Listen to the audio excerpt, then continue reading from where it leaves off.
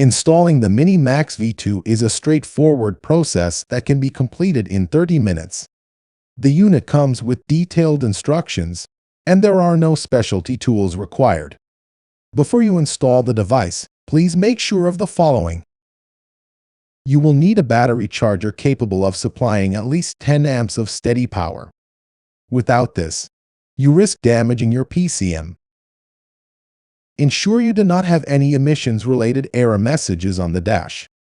These messages can only be cleared when the truck is 100% stock.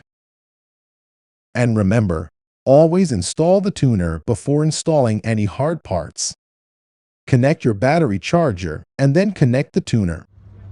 Turn the key to the run position, but ensure the engine remains off.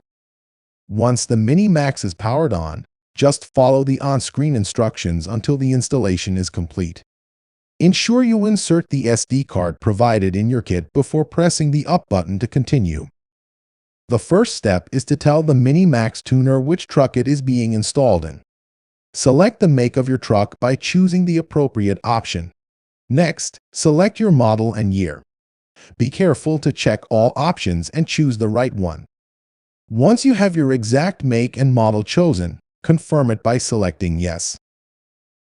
Then you will have to wait for a while as the Mini Maxx loads the right file from the SD card for the selected truck. This step might take a little longer than shown here. Once loaded, the Mini Maxx will reboot. Don't be alarmed by the sounds made by the truck or the tuner.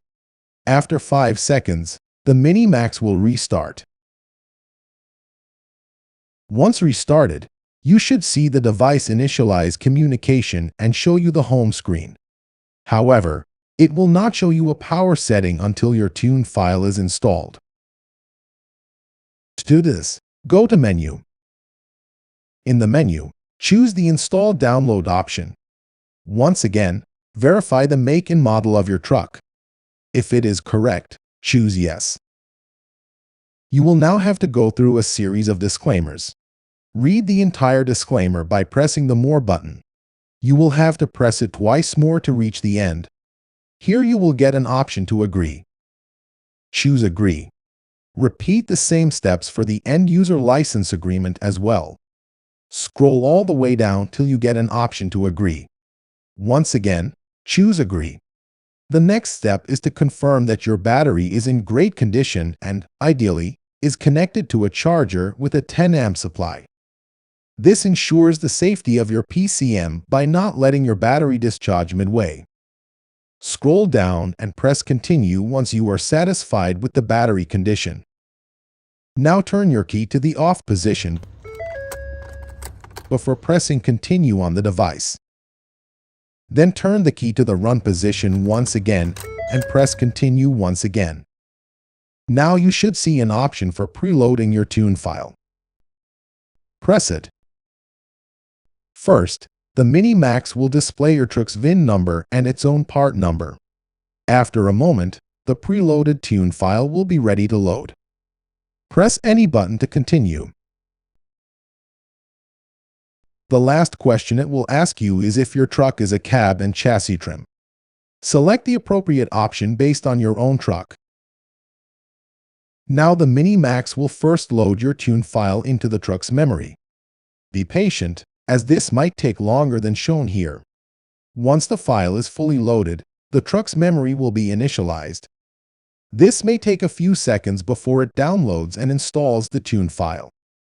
This is the most important step and will take some time to complete.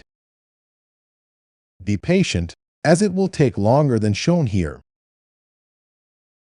Once it fully downloads, the Mini Maxx will take a 5-second systemic check to initialize.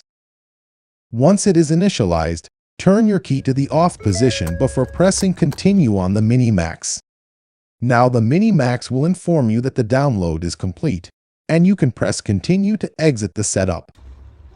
You can now turn the ignition on and restart the Mini Maxx tuner. It should initialize communication and then show you the various gauges and the power mode. Your Mini Maxx is now installed. You should let the engine run for 15 to 20 seconds just to verify there are no error messages or check engine lights. After confirming there are no issues, you will need to physically remove the DEF, DPF, and/or the EGR section of the exhaust. Leave any sensors in these pipes and disconnect the connectors. The EGR system must at least be disconnected. If not fully removed, the Mini Maxx tuner installation is complete.